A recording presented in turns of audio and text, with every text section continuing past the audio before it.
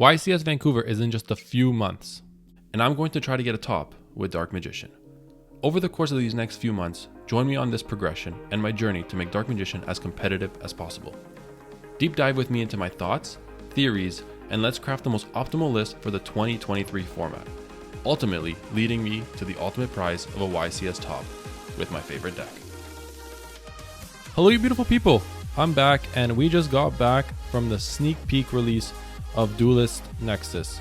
Now in this tournament, unfortunately, we fell short of winning the mat. However, I think the deck performed exceptionally well for what it was kind of meant to do and supposed to do. So in this video, I'm going to give an updated deck profile, but first I'm just going to open up the packs and we'll see what we get out of them. Please ignore the poor handwork when showing off these packs. I'm not exactly a hand model. But that being said, Dark Magician did what it needed to today. We unfortunately fell short of winning the playmat for first place. However, I'm going to continue and stand by my opinion and say that this is the best way to play the deck. Call it a worse branded bill, sure. However, a worse version of branded is still better than most Dark Magician variants, and it is what it is. At this sneak peek, our matchups were Rika San Avalon, Scareclaw Pile with Kashtira, Mana DM and all that stuff, branded, and Kashtira. And the list did what it needed to. Unfortunately, we ran into Super Poly, which ultimately ended our day. However, I still think the list did very, very well. Obviously, there are room for improvements. However, this is what a progression series is. We're going to constantly swap techs and find out different ratios as to what's going to work. And eventually, hopefully, we're going to come up with that list that we're going to take over YCS Vancouver with. Now, onto the deck I used for today. For today, the Dark Magician side of things actually didn't change at all from our previous deck profile. We still play the one Dark Magician and the one Dark Magician Girl, along with the 3 copies of Illusion of Chaos, the 3 copies of Magician's Souls, the 2 copies of Magician's Rod, and the 1 Timaeus the United Dragon. Now for the spell cards, it's also unchanged. We play the 3 copies of Soul Servant, as well as the 1 copy of Seeker's Dark Magic. Now, if you want further explanation as to why I play these specific ratios, feel free to check out my previous video, and that's where I'll go through everything. However, the 1 DMG and the 1 DM, today, if more than ever, it solidified my point as to why those 2 are so important in this specific list. I think that without them, not having the ability to dig through my deck with the draw 2 off Soul Servant, I think it's a huge hindrance, and that's why the 1 DM and the 1 DMG I think is so much better than just the 2 DMs if you are playing the 2 bricks, right? Obviously bricks aren't good, however a draw 2 or the draw 2 that comes off your bricks, I think it's just way too good to simply not have access to. Now for the part of the video that gives the deck its gas. We play the 2 copies of Fallen of Albaz, the 2 copies of Blazing Cartesia, and the 1 copy of Albion the Shrouded Dragon. Now, the Albion the Shrouded Dragon is a kind of a new addition. However, it's pretty much an upstart goblin. Those of you who play Dark Magician and played it really well like a long time ago, upstart goblin was kind of a must-have because of the Soul Servant synergy. Pretty much, Albion does the exact same thing. However, in doing so, it pitches Fallen of Albaz to the graveyard, which immediately makes your Cartesia live. And it does the same thing as Upstart Goblin, where it gives you that draw 2. So then, in addition to those 5 cards, we do play the triple copies of Branded Fusion and the triple copies of Fusion Deployment. Why I love Fusion Deployment so much? It's exactly like a Pseudo Souls. It gets you your Cartesia, it gets you your Fallen of Albaz, it gets you to your Dark Magician, Dark Magician Girl, and pretty much this is exactly the same card as Souls. So pretty much you're running 6 copies of Souls without the Illusion of Chaos synergy or the Soul Servant synergy or whatever the case is. This card by itself is a starter. This card by itself is a starter. And that's why the Branded engine is so good. Dark Magician is so filled with a bunch of 2-card combos. And believe it or not, the Branded engine also doesn't really change that. However, what it does do is enables more plays for future follow-up and more gas, and essentially gives you a better board state to combat whatever the current meta is kind of throwing at you. That's why I think Branded Fusion and the Branded Fusion engine is so strong in this list, because it enables you to go into your regular DM plays and it's like, okay, cool. They ash you, they imperm you, they do whatever you want. This deck was able to do is you're able to play through all 4 cards in your hand. If all get interrupted and your last card is Branded Fusion, that can single-handedly win you the duel, right? So I think that's why Branded Fusion is so strong in DM, and I think it's definitely the way going forward. I wish in this video I could say, hey everyone, look, I have this new tech for Dark Magician. However, unfortunately that's not the case. In this list, we still play the 3 copies of Duality and the 1 copy of Shaddoll Schism. Like I said, Dragoon Winda is so oppressive, and Duality is essentially a 2-card combo with Cartesia. Well, 3.5 because you need another target for Cartesia to fuse with. However, it's still, you know, Dragoon Winda, and believe it or not, like, yes, okay, Duality can be a brick and it's not great. However, what it does is it propels the ceiling of DM even further. And I think if you're not pushing that ceiling, or if we're not trying to make the most out of what we have with DM, then we're not going to get anywhere with it. And I think what Duality does is it increases the ceiling tenfold, enough to a point where, hey, maybe this is enough to, you know, combat those M boards of Kashtira, Runic variants, Sprite, Branded, etc, etc, etc. I do think Duality, for now, although it's cute, right, it's not ultimately ideal. However, I still think it's a must in this particular list, as well as Shaddoll Schism. I love Winda. Winda Dragoon is, oof, it's been amazing for me, and I think it's the ultimate way to play this list. I truly do. Maybe in the future we're gonna cut it. I've tried experimenting without it. However, it's a Winda in this list is 1 card. It's Cartesia essentially, and I think it's just too strong not to have. Even at its worst, Winda is still a oppressive floodgate that your opponent needs to deal with.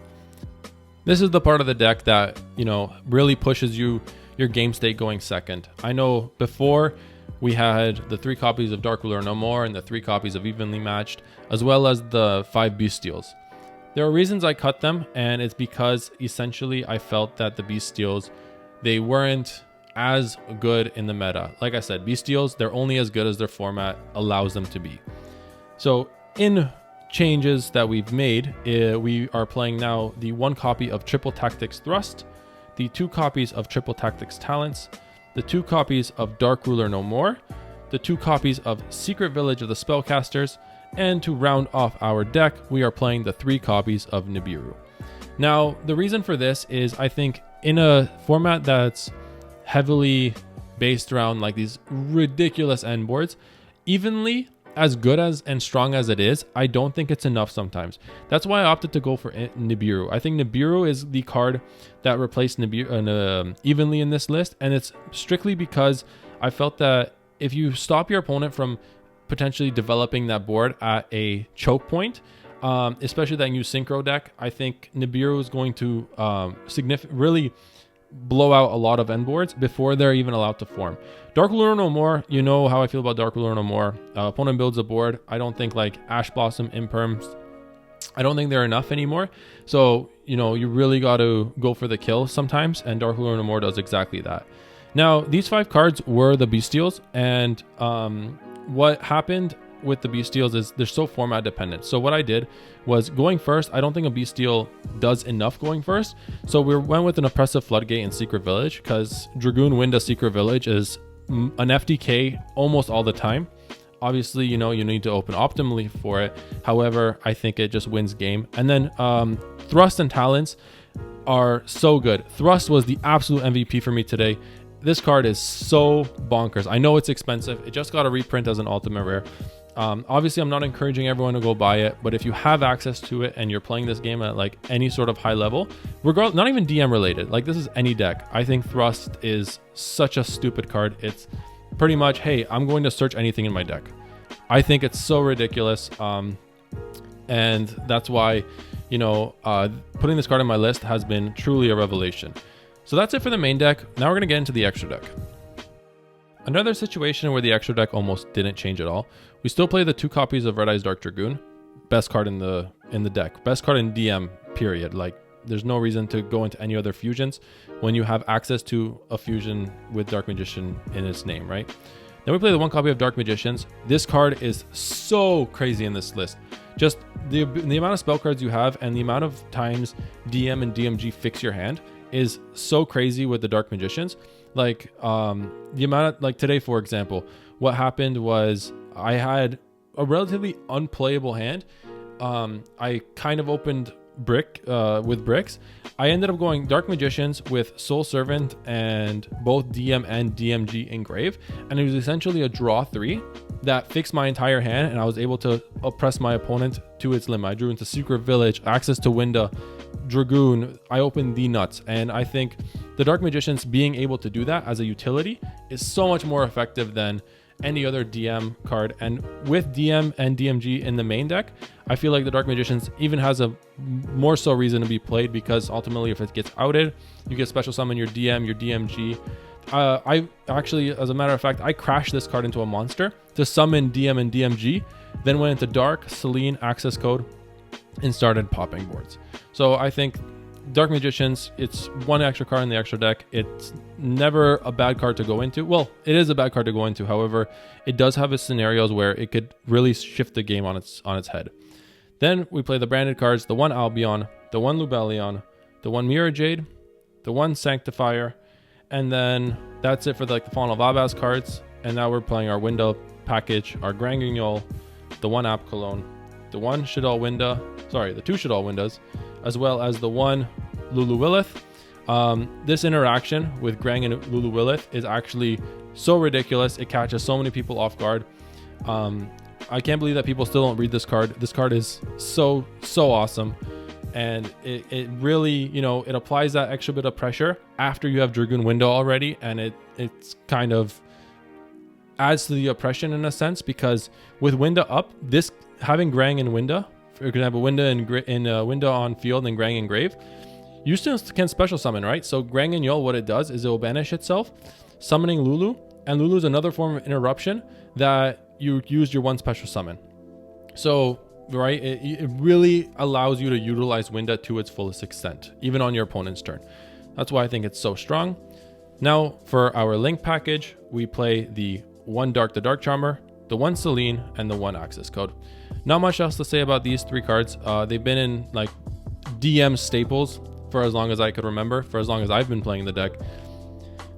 Maybe eventually these cards can be cut. However, Baguska is a card. It's a very scary card at that. It pretty much shuts down our entire list unless we, can have access to these cards here, and they can turn the game on its head. It's really strong, these cards. They're free. You have the spots in the extra deck. There's no reason why you shouldn't be playing these cards. I never liked showing my side deck because I always felt that side decks are so locals and format dependent that they always fluctuate. However, because I'm talking about a specific event, I'm just going to go through my side deck real quick. We did play the 3 copies of Kurikara. I think with the amount of problematic boss monsters and towers in today's game, Kurikara is just so crazy in this list. As well as Droll. This is back to that conversation we had about what hand traps or what interactions can do the most with the least, right? Ash Blossom is a card that, it trades 1 for 1. However, Droll, Nib, like those kind of cards end turns, right? And I think Droll on the side, Droll might be even a main deck card going forward. I think it's that strong. However, I think Droll performed exceptionally today. Kurikara, I sided in, however, never saw it. When it does come up though, it's a menace. Cosmic Cyclones for essentially anti-spell. Anti-spell ruins our list. Obviously, going forward, Runic's a card. Runic's a variant. Labyrinth's a variant in a sense. Cosmic Cyclones handles those decks relatively well. Maybe in the future, we're gonna cut 1 for a Harpy's Feather Duster because we play the 2 copies of Thrust, right? We play 1 in the main, 2 in the side. What's going to happen in this situation is going first, we side out the Thrust. Going second, we side on the other 2. However, we always have the 1 in main to kind of help us break boards. Essentially, with the 1 in main is that flex spot, right? It's 3 copies of Dark Ruler No More. It's the 3 copies of Branded Fusion going second.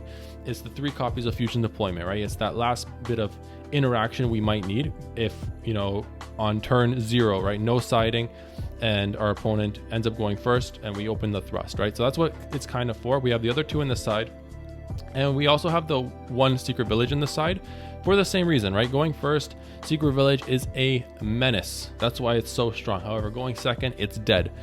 Going second, we side out the 2 villages. Going first, we side in the 1, so we have the 3, right? So that's kind of the ideology I have with playing 3 copies of a card, however, separating them between the main and the side. And to round off the side deck, because we main so many board breakers, I felt like we needed a blowout going first card, and that's why we have the 3 copies of Solemn Judgment. The way this card performed for me today was unreal. I bricked on 2 judgments and like Rod. And I know that's not really a brick, but it was like normal summon Rod, search Soul Servant, set Soul Servant, and set 2 judgments, right? 2 judgments, clear my opponent's board, or at least like stop him from playing completely.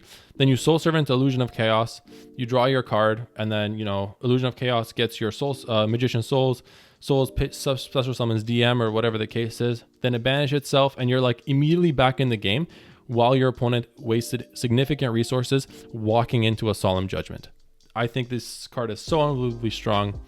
And that's my side deck. That's my side deck for the list. What I'm going to get into in a future video that's actually going to drop very, very soon is I'm going to go into a side deck pattern. Going first, going second, I'm going to kind of walk people through what I'm going to side in going first into specific matchups, what I'm going to side into going second specific matchups, and we're going to go from there. Thank you so much for watching. I hope everyone has a wonderful, wonderful day. I'll see you very soon. Bye-bye.